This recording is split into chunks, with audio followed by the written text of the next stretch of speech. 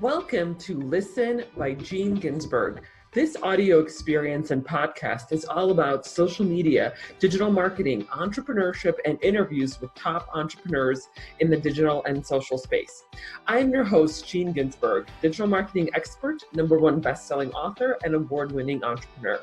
I will be sharing with you strategies, tips, and tactics on how to grow your business and your social media following. Thanks for listening.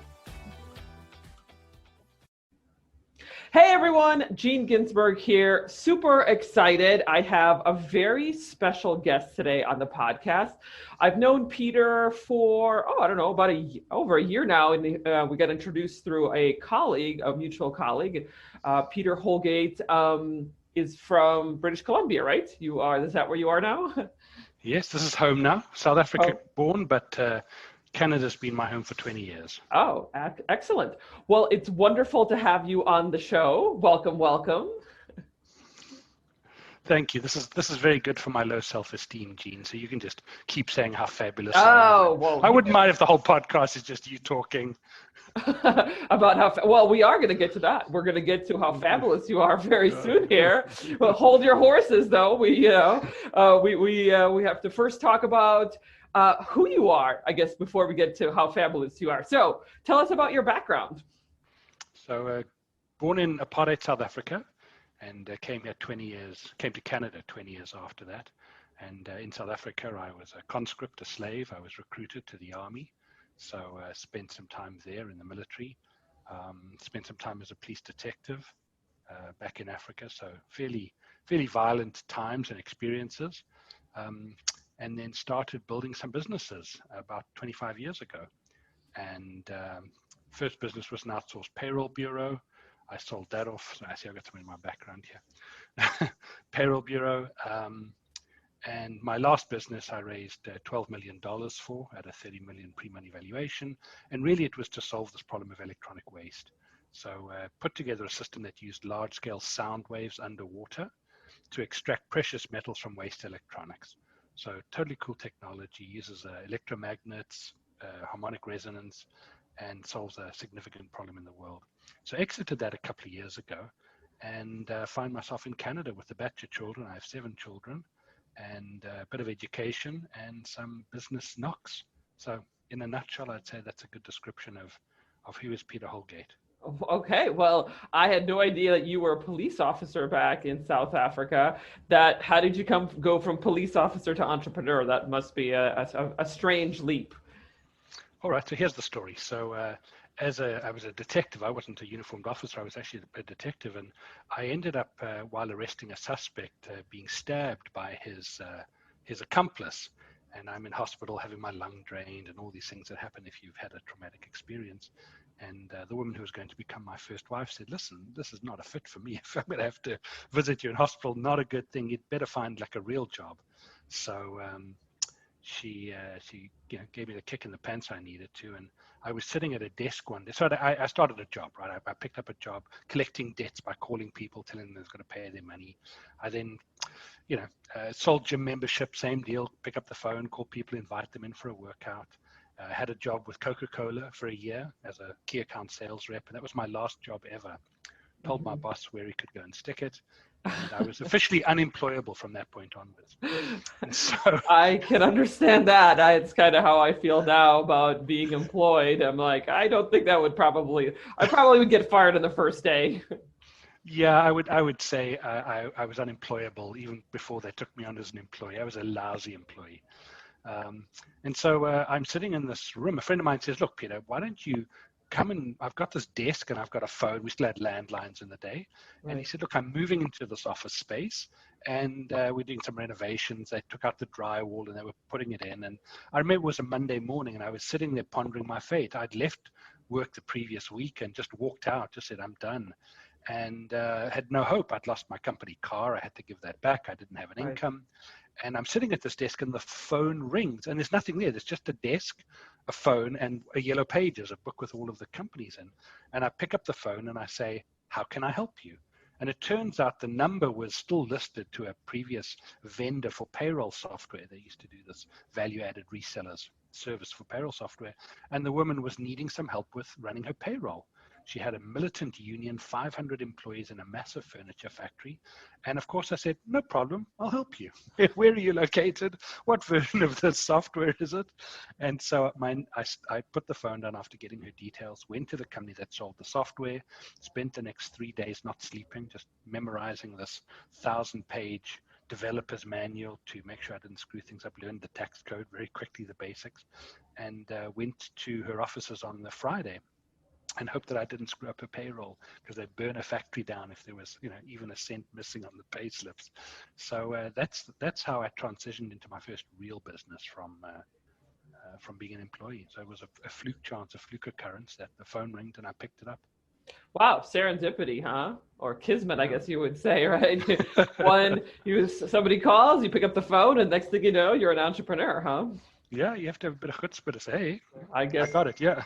I guess I like that word. Yeah, absolutely. So, okay, so you were detective doing payroll, then you got into electronics, sold that business. So what are you doing now? Are you creating rockets? Are you working with Elon Musk and you're going to figure out how to get us to Mars? Is that what you're doing these days? Well, I'll tell you a quick story and then I'll tell you what I'm doing. So my mom died, about 7 years ago, and this prompted me to get into the electronics game. And after she'd passed away, she lived in South Africa. I received a letter in the mail, like the old, air mail envelopes that were sent, and it's all crumpled and arrived. And it took me a day or two to build up the courage before I opened this, because this would have been my last correspondence with my mother. Very eloquent woman, she very well read, and she wrote letters that were, perspicacious. She knew what she wanted to say in them. And the letter read, "Dearest Peter, I've just come from a meeting with Michael Musk," and in brackets, Elon's uncle. So Elon's uncle, Michael's a doctor in South Africa, and my mom went to see him. "Michael tells me Elon has launched a rocket ship into outer space and then landed it on a platform floating in the Pacific Ocean. How's your career coming along? Love, Mom." So that was my last letter from my mother ever, asking if I was surpassing Elon Musk in my accomplishment. So evidently I haven't, because I'm not a household name. So what I found is that... But funny story about how your family used to know the Musks, huh? Well, I think, in any part of the world, if you've grown up there, you're probably never more than 1 or 2 degrees separated from anyone. I mean, we're all probably, in some way, 1 degree separated from any politician or any celebrity you think of. You could reach them in 2 phone calls or 3 phone calls, if you really wanted to. So what are you working on now? Yeah. So I decided I would take my 25 years of making horrendous mistakes and help other entrepreneurs not make those same mistakes. So I'm doing it in 2 ways. One is I've set a bit of time aside to coach a handful of entrepreneurs. I've decided to take on 5 entrepreneurs for the year, and I only have 1 space left. I'm charging these entrepreneurs an excessive amount of money, but the value created is quite substantial. And then helping companies with everything from corporate financing, restructuring, making strategic partnerships, so that really allows them to escalate their growth in a stepwise fashion, not an incremental growth. So leveraging what I did without the entrepreneur having to learn these lessons themselves. So having fun as a free agent, out there just looking for those exceptional entrepreneurs, those ones who are really going to make an impact in the world. If you just want to sell AdWords or do something which is not consequential, then let's not waste our time connecting. Don Valentine gave an interview. So Don Valentine was one of the first investors in Apple.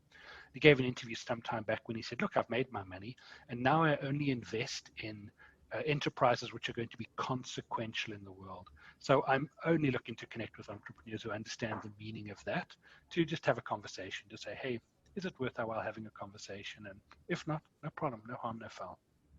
Absolutely. So what kinds of things do you do for these entrepreneurs? I mean, are you scaling their businesses? Are you doing operations, sales, marketing, all of it? Yeah. Well, I believe the world exists on 3 planes, right? So the most basic plane that everyone lives on is the plane of function, Gene. So everyone exists in this world of function. I want A for B. You want to lose weight, exercise more, eat less, and yet no one loses weight. So I think we're missing something in the world. And the sort of highest plane in Eastern philosophy is the will, the purpose, the drive. Do you have the ambition? Is there a meaning behind what you do? And the middle piece, which I think we're missing, is the world of relations. It's called being, function, being, will.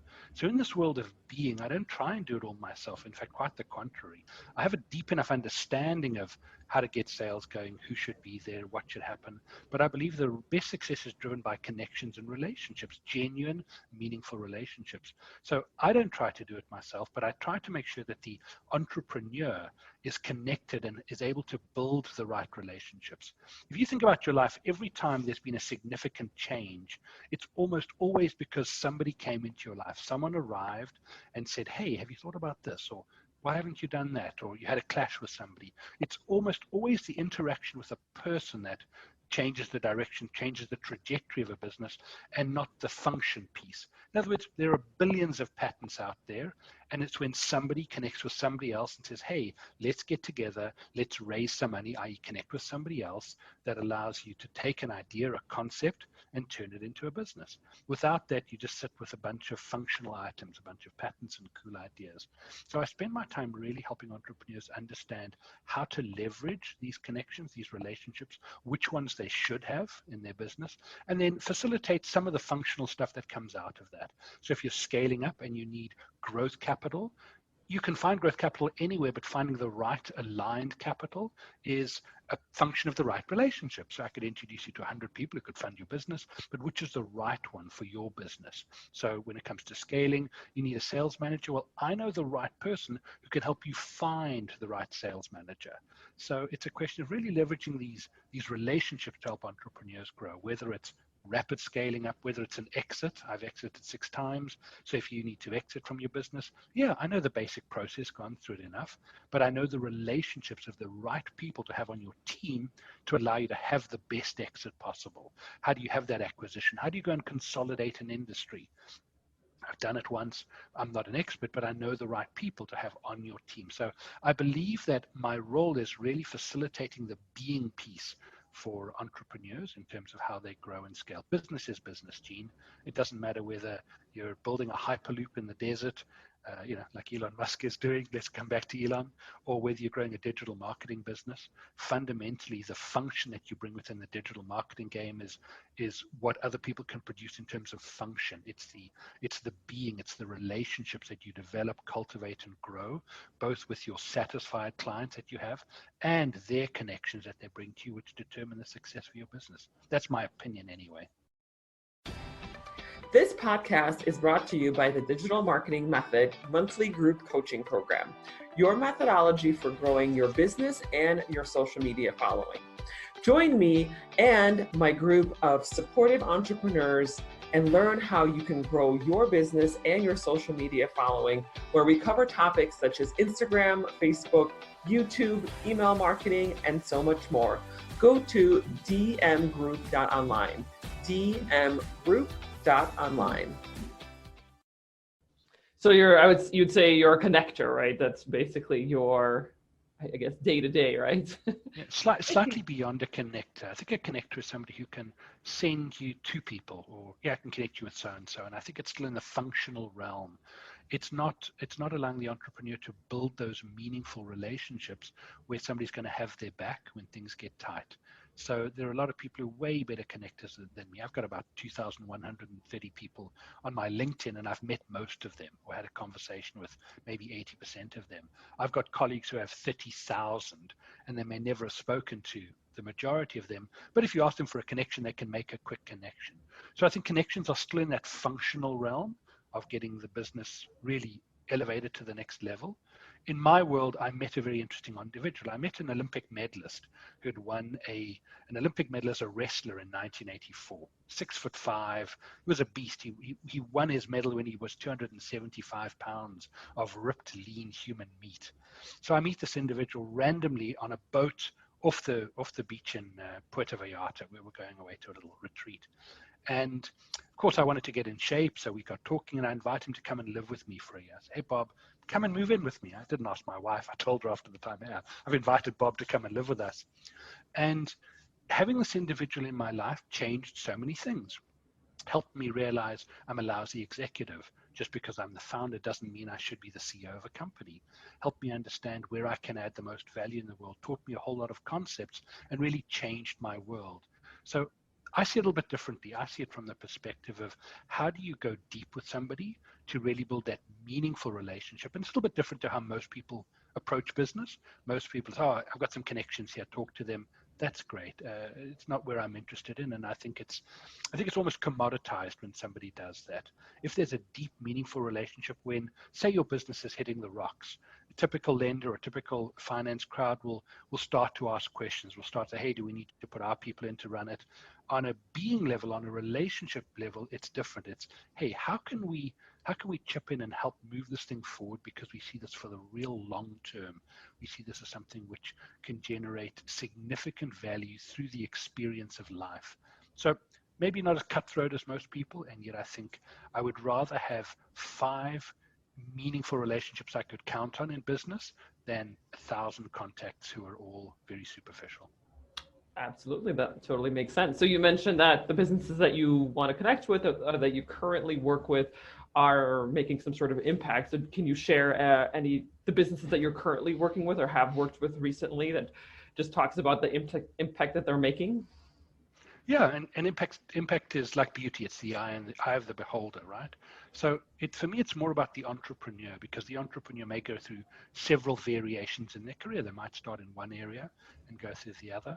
I'm helping an entrepreneur, for example, that wants to bring to life this virtual recording. If you've watched this Star Wars show, The Mandalorian, it's recorded like nothing else. It's done all on a virtual screen. It's a 27-foot high virtual screen, and yet they create these realistic experiences that are quite substantial. So he's building one of these that is portable, that he can take anywhere around the world. So when you want to film, you can go to any location and not have to block off roads and, consign the city to a shutdown from 6 p.m. to do the filming until the next day. So why would I partner with him? Well, because he's done something extraordinary. He's changing an entire industry. Or an entrepreneur that was the founder in the raw pet food game. And when you understand that pets die, 5 years shorter than they should do because they're not being fed the right diet, it's like, wow, these are meaningful companion animals. Why would I want them just to disappear?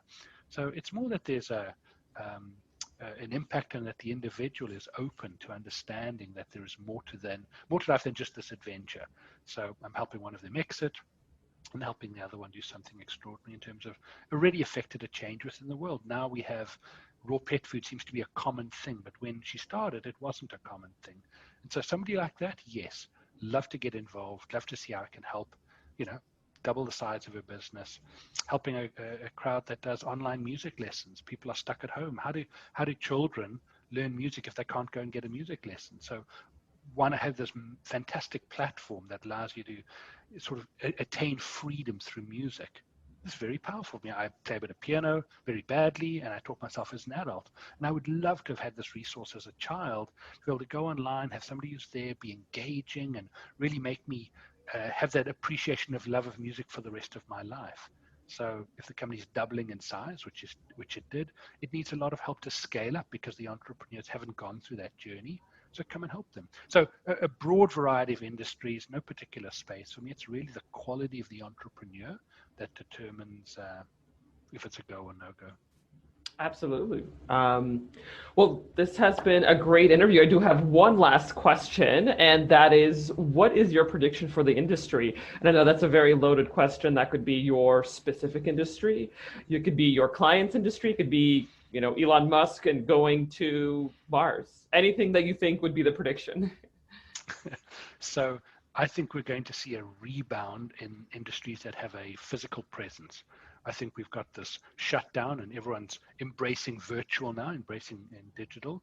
But I think we've evolved over the last 5 million years as a species to require human contact, pheromones, to be in the presence of other human beings.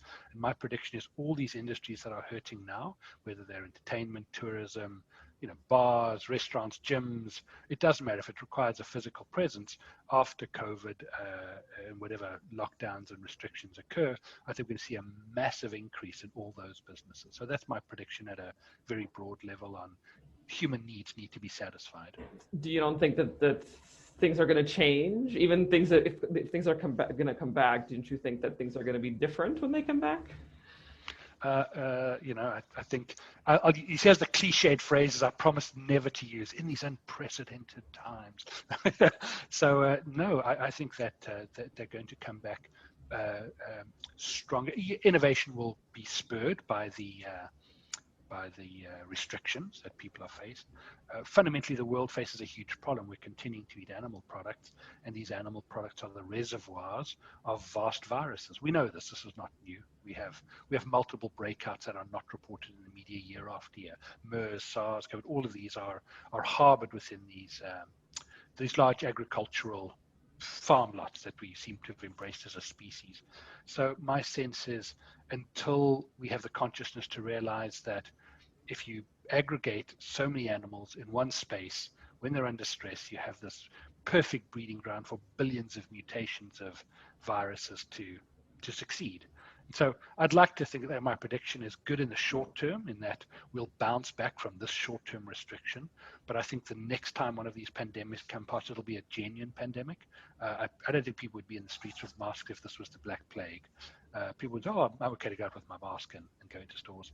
So my sense is that we are still headed for a catastrophic viral outbreak, the likes of which we haven't comprehended. I think this COVID is a very mild outbreak compared to Spanish flu, which was an avian flu or something like that. So my real take is at this stage we'll bounce back stronger, and when the next outbreak arrives, which is a certainty, it's just a question of when, then we'll see humanity start to say, oh dear, this is a real problem. Now we're going to permanently have to change our lifestyle. Wow, well, that is an interesting prediction. On that note, it sounds like doom and gloom. Could leave all your listeners depressed now. Yeah. Yeah.